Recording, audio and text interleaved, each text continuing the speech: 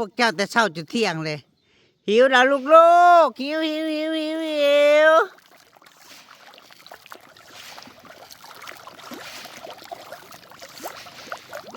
วพวกนางหิว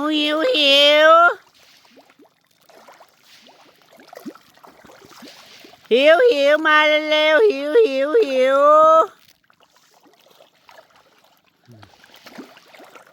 ญาติกันทั้งตัวน้อยตัวใหญ่อ้าวจัดไปปลาเค็งก็กำลังใหญ่หิว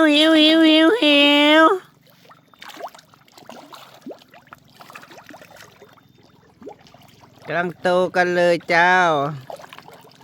ใหญ่มาสิงามเป็นปลาทับทิมจะเลี้ยงให้ใหญ่ๆไปเลย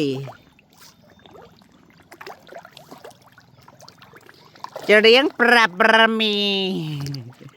นาทีเจ้าพวกเธอมาปริ้งเวลาเพื่อนมาก็จะเอาพวกเธอมาขึ้นมาปริ้งไปได้ทางนี้กันมารอกินทั้งผีทั้งพายทั้งมันดีพี่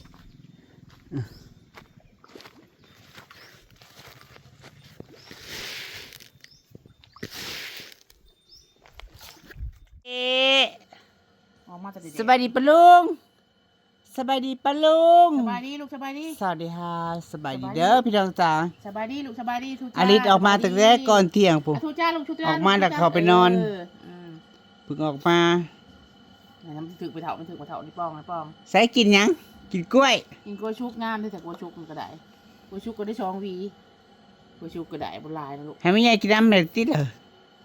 สิมาปอดพี่น้องสิมาปอดโอ้ยไปปุ่งไว้เว้ยไม่ไปกินเว้ยมันโชกโปกลูกโชโค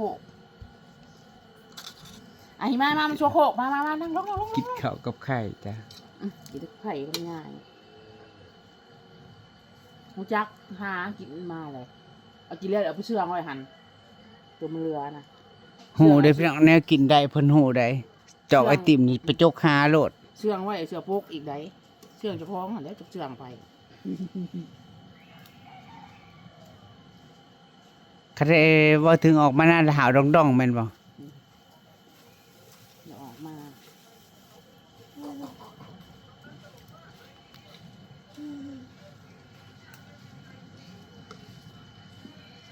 ใช้ไม่ทำบุญเลยใช้ไม่ทำบุญใช้ทาร่าลูกใช้ทาร่าแจกใช้ใหญ่เลยใช้ไม่รู้ว่าเลยใช้อาลิฟด้วยค่ะแจกหักวอกเผื่อใช้ไม่รอเลยใช้ไม่รอเลยเฝ้าเทินใช้ไม่รอเลยชวนแล้วเฝ้าเทินแม่นี่ปลาอะไรมีปลาแล้ว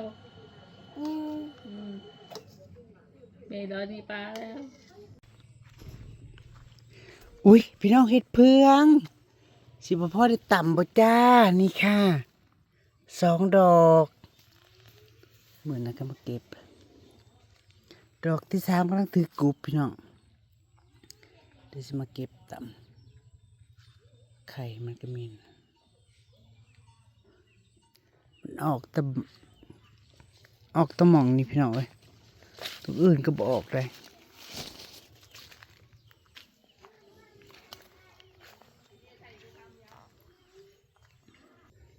ตกได้ตกดีแน่นำกันเลยสเต็มน้องเย่แดดแล้วพี่น้องเอ้ยเดี๋ยวไปสวนก่อนจ้ะไปให้อาหารปลาก่อนนะคะ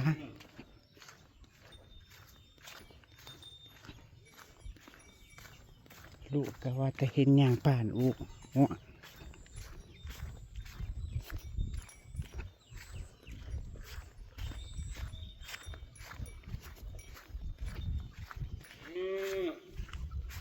เอิญหาแม่แล้วนะเอิญหานาง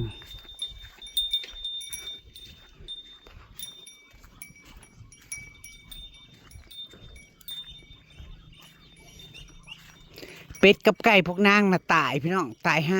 5มื้อเช้านี่ก็ตายโคโรตัวบ้าใหญ่หนึ่งมันพากอยู่ก็ตายดีเอ้ยเป็ดหน่อยเพิ่น คือกระคุณเป็ดหน่อยมันจะใครต้องหลัดป่าบ่ฝนตกเด้เนาะน้ำร่วงลงไปหาหลัดป่า มาตะเกียบหยาให้งัว อันนี้ก็ไปเกี่ยวข้าวโพดหน่อยใช่นะในสวนไหงัว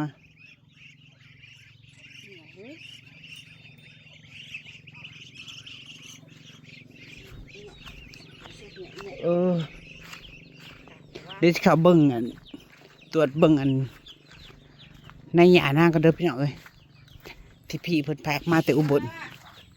แล้วก็ต้นที่เอามาแต่บ้านนางพระ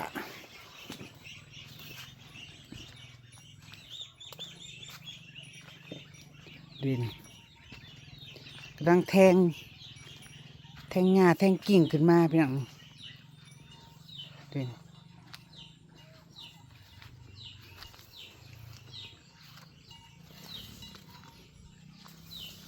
ไม่ใช่หญ้าที่ว่านมันคือนานใหญ่นานขึ้นแท้มันเป็นน้ำดินบ่มันคือบนหนาบนเหนือมันจะบริไทยระหว่านใหม่สิบ่เบิ่งหญ้าเลยพี่น้องนี่เดินอันนี้คือลำหญ้าต้นหญ้านี่เป็นตาบ่ใหญ่เดิ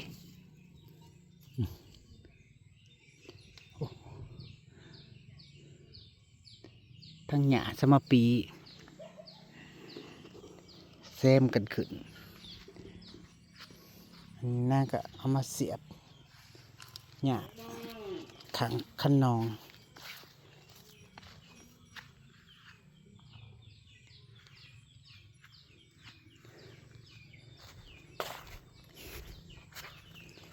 กำลังเริ่มขึ้นนะ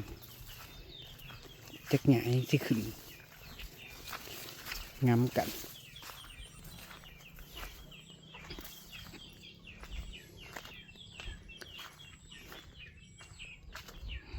เพื่อไอ้มาพี่หมาก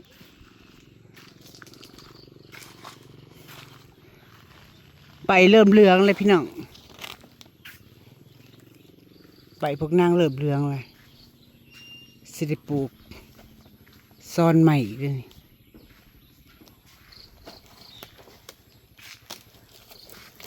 ต้นลำไยก็สิได้ขุดออกพี่น้องลิ้นจี่อีกต้นหนึ่งต้นมักซิดาเนาะลิ้นจี่2 ต้นมันบ่ขึ้นหรอกมันแออัดมันงำกันเสียมทางไปปลูกหมู่อื่น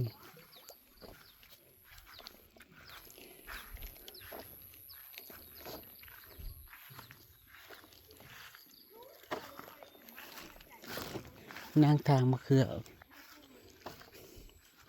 ตรงนี้นางปลูกทั่วปีดิพี่น้องนี่แน่กำลังแทงหน่อขึ้นมาพี่น้องทั่วปีนาง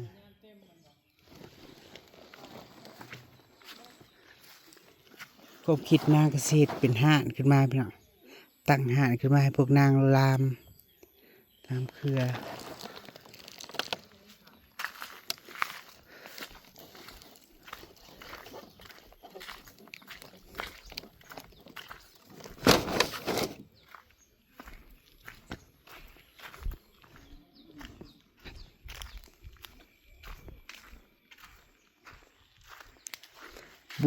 บวบหอมได้พี่น้อง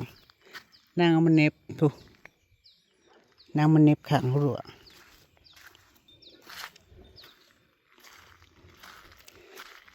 ได้ขายเดี๋ยวด้วยมาเก็บไปขายทีหนึ่งแล้วก็20 วันมาเก็บขายทีหนึ่งได้40 บาทก็เลยให้คุณแม่ไปเงินขายทั่วก็ได้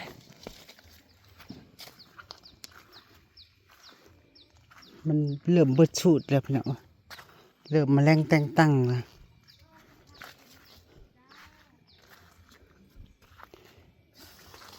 ไว้ทำพันธุ์ต่อ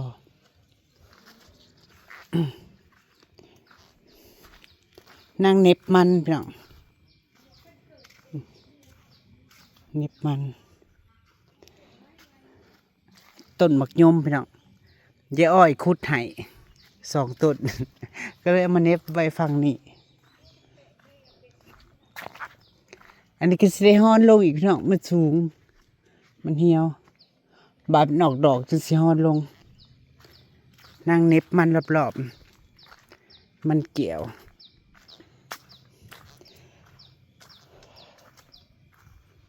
ได้ติดเลยพี่น้องใส่เกาหลี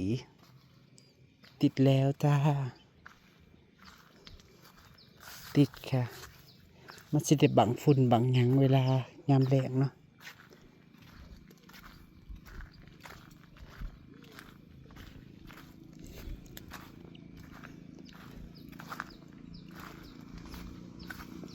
อันนี้ทั่วเหลืองนี่พี่น้องในเก่ามันเกิดขึ้นมะม่วงแอปเปิ้ลแทงยอดละนี่แหละข้าวโพดนางพี่น้องสิได้กินบ่ได้กินค่ะ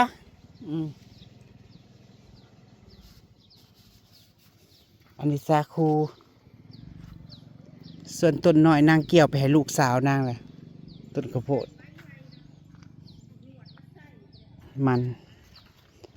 5 นาทีจะได้กินหมากไหมเอ้ย ของบ่เอื้อเมื่อยขายแหละกระเบื้องหนาดินนี่พี่น้องมันสิขึ้นที่ใหญ่แนวใดเป็นพุ่มด้วยล่ะต้นมะยมนาง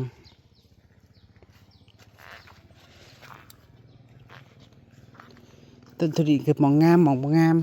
พี่น้องนี่อันนี้เครือมันนางเอามาเน็บข้างๆมันลามเลยเดิปัญญามเกี่ยวเขาเกี่ยวหยังเราก็สิได้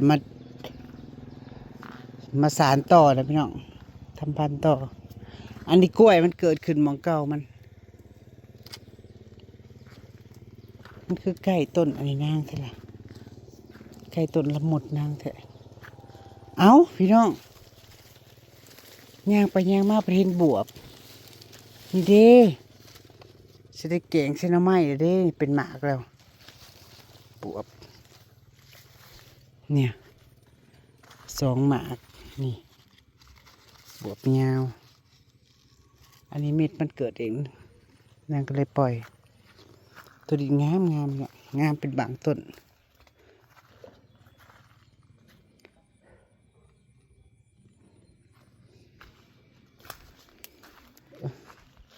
พอเห็นดอกอ่างน้ำต้นดอกไม้นางต้องสิได้เปลี่ยนใหม่สิได้ใส่กระถางสั่งกระถางมาอันบ่ใส่แบบนี้นะจะใส่กระถาง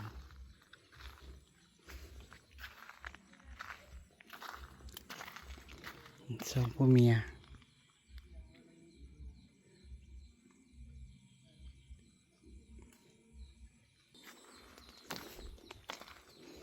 ต้นมะพร้าวนางเริ่มสัดเลยพี่น้องรดน้ำขี้หมูบวบนางเดียวไปค่อนข้างจะเหลือง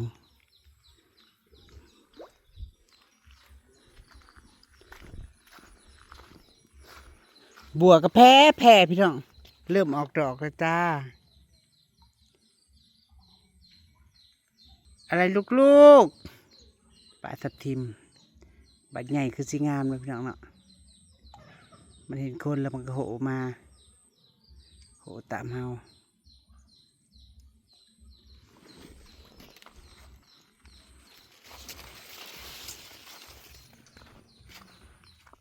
ขึ้นมาเล่น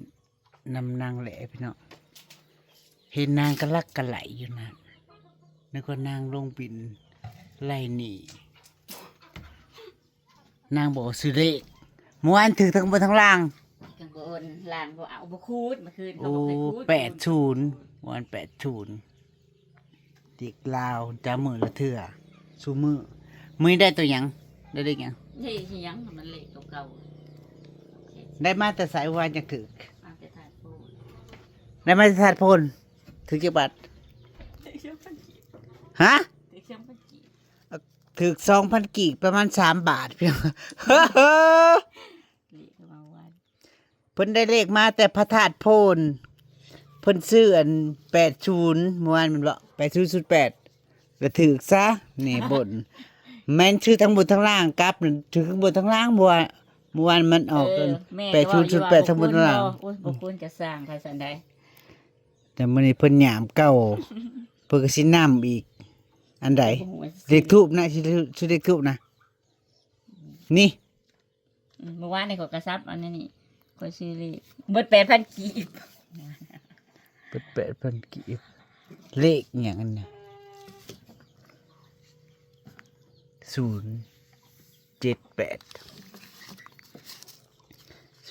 3ตัวตรงแท้แม่เนาะ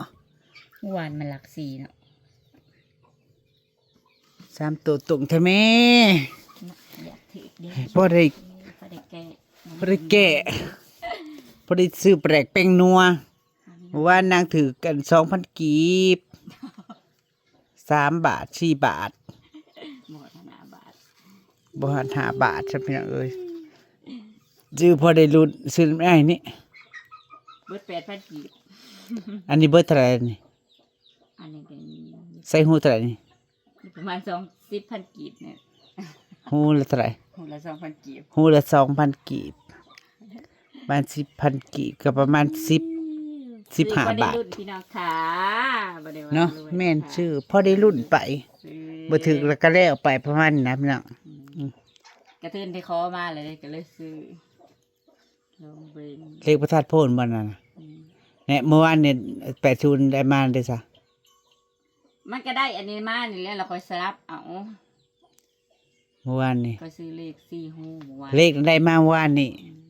แล้วสิซื้อ2มื้อซ้อน แล้วก็เลยสิมาสลับใหม่ เดี๋ยวสิมาซื้อ2มื้อซ้อนถือไปแล้วเมื่อวานได้มาแล้วก็ถือเมื่อวานนี่แล้วก็สิมาซื้อตัวเก่าอีกสิมาซับกัน สิมาสลับ นะคะ ใหม่ อ่ะเฮงๆปัง นี่ดอก ไปกับไผสิเมื่อวาน ไปกับนางอ้าย ๆอืม ก็ซื้อไปนะบ่ได้ซื้อเลยโอ้ยจะลืมค่าที่เป็นจักปีเลยจะลืมเลย แนวเขียนนางกับพี่น้อง ดันไผ อีหยังนี่ สิดันไผ ขีดานไพ่ได้พี่น้องเขียนใช้กระดาษออกเฉย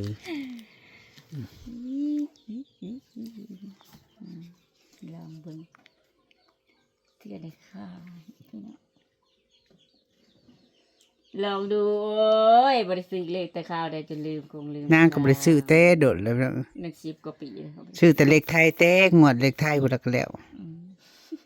จะบ่ได้ซื้อเมื่อคืน บ่ได้ซื้อ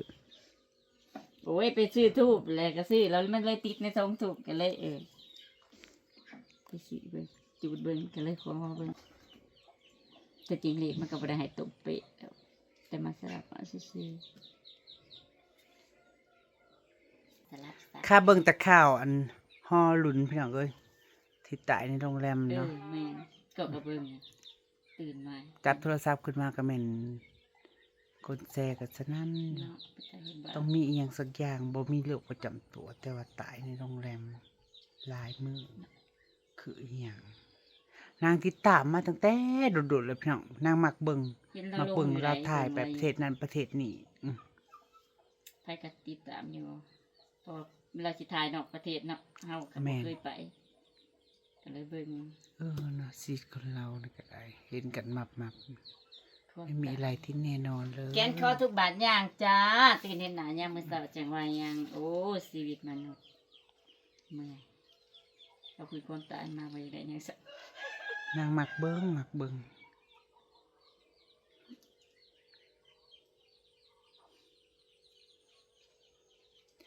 พี่นางจ๋ามันลาภาษากันเถอะจ้าขอบคุณทุกคอมเมนต์ขอบคุณทุกกำลังใจจ้าเด้อสบายดีจ้าขนางสีจะว่าลงไปหาเห็ดอีกจากมื้อเช้าเก็บน้ำเขาอันเดี๋ยวบัวแล้วพอแกงแล้วก็มา